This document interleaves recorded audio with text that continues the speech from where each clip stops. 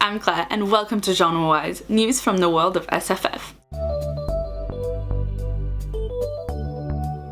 I am recording on November 2nd and today we are going to start by looking at awards news, then we'll move on to books, fandom news, then film and TV news, and finally IRL news. For every item that I'm talking about, I'm going to link some extra information and more in-depth articles in the description box below, so you can always check there for further reading. First up in awards news, we have a new name for the award formerly known as the Tiptree. It is now the Otherwise Award. There is a really long post on the awards website in which the motherboard gives a lot more detail on the process by which they came to this decision, including a number of testimonials from either side of the argument. It's a really fascinating read, so I would highly recommend checking it out.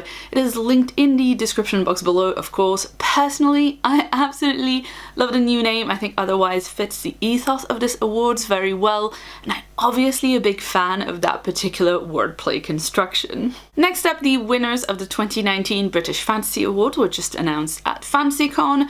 Jen Williams won Best Fantasy Novel for The Bitter Twins, while Katrina Ward took home Best Horror Novel for Little Eve, and Aliette de Bodard won Best Novella for The Tea Master and the Detective. Congratulations are also in order for the winners of the Aurora Awards for Canadian SFF, including Kate Hartfield, who won Best Novel for Armed in Her Fashion, Fonda Lee, who won Best YA Novel for Crossfire, and Kelly Robson, who won Best Short Fiction for Gods, Monsters and a Lucky Peach. Congrats to them and all the other winners. The full list of winners for both awards can be found in the description box below. First up in books, we have a new audio-only horror anthology of short stories called Come Join Us by the Fire, featuring writing by Chuck Wendig, Victor Laval, Brooke Belander, Alyssa Wong, Kish Johnson, and many, many more. It came out from Tor Books' new sister imprint Nightfire in mid-October, so all of the stories are now available to download as free individual audiobooks. However, they are only available in the US and Canada, and because they were released in conjunction with Google Play Books, it looks like you can only get them from the Google Play Store. Award-winning author and co-founder of IO9, Charlie Jane Anders, has just announced her first short story collection. Ever Greater Mistakes will include the Hugo Award-winning story 6 Months, 3 Days, as well as many stories tackling queerness, the absurdity of real life, climate change, and the dangers of messing with a cult that worships a giant space testicle. It comes out in early 2021 from Tor Books. Next up, serialized fiction publisher Serial Box continue to innovate with a new serial from a host of amazing SFF writers. Embodied is a chilling story about transferring the human mind to android bodies, and how cool is that? It was written in the style of the parlor game Exquisite Corpse. This means each author wrote their chapter based only on the initial prompt and the chapter directly before theirs. And if this weren't cool enough, this serial features writing by Madeline Ashby, Gwenda Bond, Sarah Gailey, Max Gladstone, S.L. Huang, Mary Robinette Kowal, Merle Lafferty, Malka Older, and Fran Wilde, and it's based on a prompt by Yoon Ha Lee. If you'd like to try it out, Embodied Season 1 is out now, and you can read it or listen to it entirely for free through the Serial website or app. Next up, Orbit Books will be publishing a new fantasy trilogy by M.A. Carrick, the pen name for the writing duo of Alec Helms and Marie Brennan, the author of the Memoirs of Lady Trent series. The Rook and the Rose is the story of Wren, a con artist determined to trick her way into one of the noble houses of the City of Dreams, hoping to secure hers and her sister's future. We don't have any titles or release dates yet for individual books, but we do know that the book of the series title is Legendary Vigilante, which sounds very intriguing to me. Tor Books have also acquired The Glass Immortals, a new epic fantasy series from Powder Mage author Brian McClellan, set in a world in which there is magic, but the magic is dying. We don't know yet how mmany books this new series will be, but the first book is titled In the Shadow of Lightning, and it is due out in spring 2022. Wow, I think this is my first 2022 release announcement on Genrewise yet. Next up, Orbit Books will be publishing a new space opera trilogy from Alex White, the author of A Big Ship at the Edge of the Universe, which I've heard great things about. This new trilogy is all about humanity's last desperate stand against an alien race of giant robot AI from space who've already destroyed most of everything on Earth. And now Earth might just be saved by music? We don't have a title yet, but the first book in the trilogy will be out in 2021. Granta Books have acquired The Manning Tree Witches, an electrifying novel from award-winning poet and writer A.K. Blakemore, all about the witch trials of 16th century England. The novel follows the quiet and resourceful daughter of one of the accused women, and it will be out in spring 2021. Tor.com Publishing has bought 2 new novels from War Girls author Tochi Onibushi, and they both sound really cool. First up, we have Goliath, a post-apocalyptic epic in the vein of Station 11, focusing on a cast of diverse characters living around the once thriving metropolis of New Haven, Connecticut. The second book is currently untitled, but they are pitching it as a fantasy Get Out meets The Secret History, which sounds amazing and also terrifying.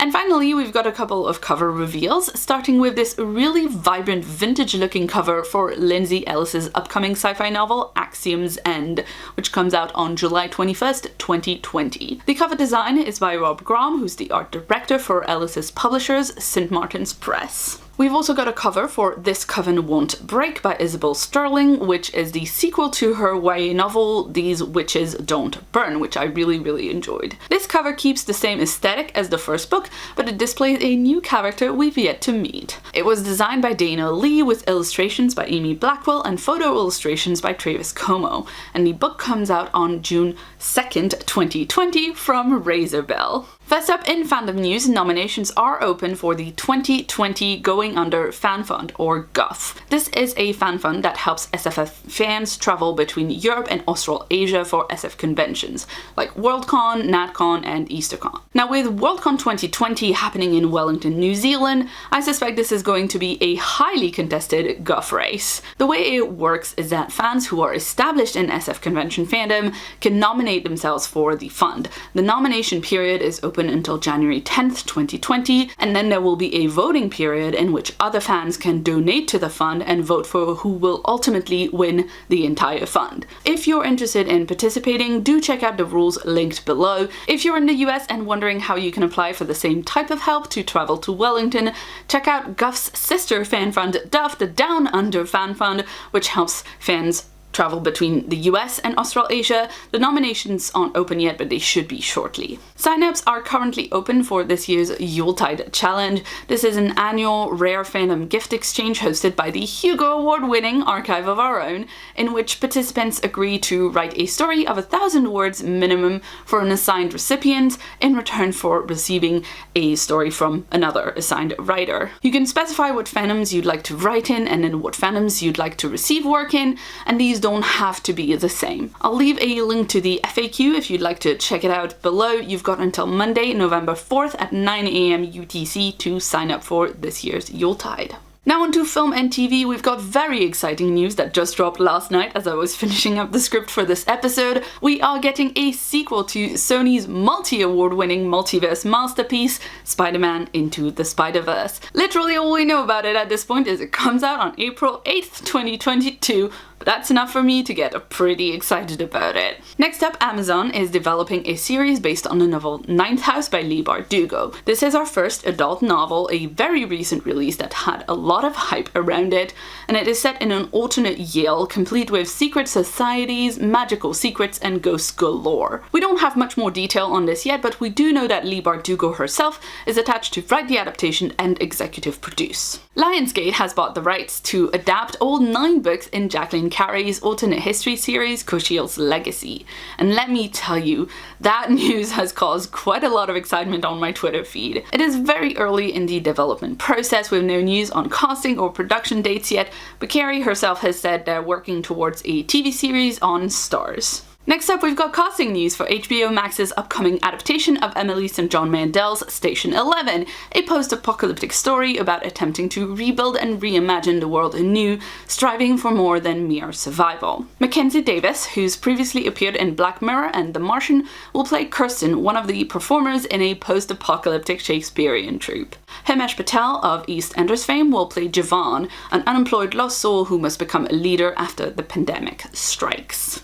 Speaking of HBO Max, they have recently announced that all of Studio Ghibli's movies will be streaming exclusively on their platform starting in 2020. This of course includes award-winning and beloved animated films like Howl's Moving Castle, My Neighbor Totoro, Princess Mononoke, and Spirited Away. This will be the first time that any of Studio Ghibli's titles are available to stream, and as far as we know it will be US only, since it looks like HBO Max is not going to be launching in the UK at all. Next up, we've finally got a release date for Netflix's upcoming adaptation of The Witcher, and it is really soon. According to the new extended trailer that just dropped, the show will be available to stream from December 20th, 2019, and you can of course find that trailer linked in the description box below. Next up, we have some updates on the many Game of Thrones prequel shows that HBO have or had in the works. One previously greenlit prequel project has reportedly been axed, and in any case it has disappeared from HBO's website. The maybe-cancelled show focused on the ancient history of Westeros, specifically the Long Night. It starred Naomi Watts in the lead role and was helmed by Kingsman producer and writer Jane Goldman. A pilot was filmed for this, but rumor has it that it was not very good. Only a few hours after these rumors broke out, HBO confirmed that the first official Game of Thrones spin-off series will be House of the Dragon. They have ordered an initial 10 episodes run of this prequel, which will be set 300 years before the events of Game of Thrones and will of course focus on the rise of the Targaryen dynasty. Let's hope they've got a decent CGI budget for all them dragons. And finally, former Game of Thrones showrunners David Benioff and Dan Weiss will not be making a new Star Wars trilogy after all. In their announcement, D&D cited time constraints as their reason for quitting Star Wars, saying they wish to focus on their Netflix projects and wouldn't be able to do justice to both at the same time. Moving swiftly on to real-life news, one cannot help but marvel at the timing of this announcement, which comes hot off the heels of a Q&A panel Benioff and Weiss did at a film festival discussing their work on Thrones, their total lack of any knowledge of how to make a TV show prior to Thrones, their efforts to minimize the fantasy elements from the books, and their unwillingness to work collaboratively with other writers, something that's pretty much unheard of in TV. So this panel was live tweeted and the thread went somewhat viral, with many people objecting to D&D's ignorance and misunderstanding of the source material, as well as their complete lack of acknowledgement of the massive amount of privilege that allowed them to make this show in the first place, when they say themselves they had no idea what they were doing. Going back to our discussion of the Long Night prequel for a second, that was cancelled for having a bad pilot, but we know the original series pilot was notoriously awful. Benioff and Weiss have talked about that at length too, yet they were allowed to continue making this series as complete unknowns, while a female-led show with an experienced female showrunner on this massive property was axed. And look, there's no way to tell whether The Long Night would have been a good show or not. Maybe it would have been awful, but we'll never know because women can't get by just being mediocre in Hollywood. So that's it, this was Genrewise. I hope you enjoyed it, and please let me know your thoughts in the comments below. Which of those upcoming books are you most excited for? Are you a Ninth House, Cushiel, or Station 11 fan? How do you feel about the upcoming adaptations? Did you see that Benioff and Weiss thread? What did you think of it? Those are important questions and I want to know your answers. If you like the show, please share it around. I work really hard on it and I'd love for as many people as possible to see it. Thanks for watching, and I hope you'll join me again in a month's time for more science fiction, fantasy, and fandom news. If you'd like to see more from me, you can check out a previous video on screen right now. And if you haven't yet, please hit the subscribe button that's on my face for a new video from me every week. I've been Claire, thanks so much for watching, and see you soon.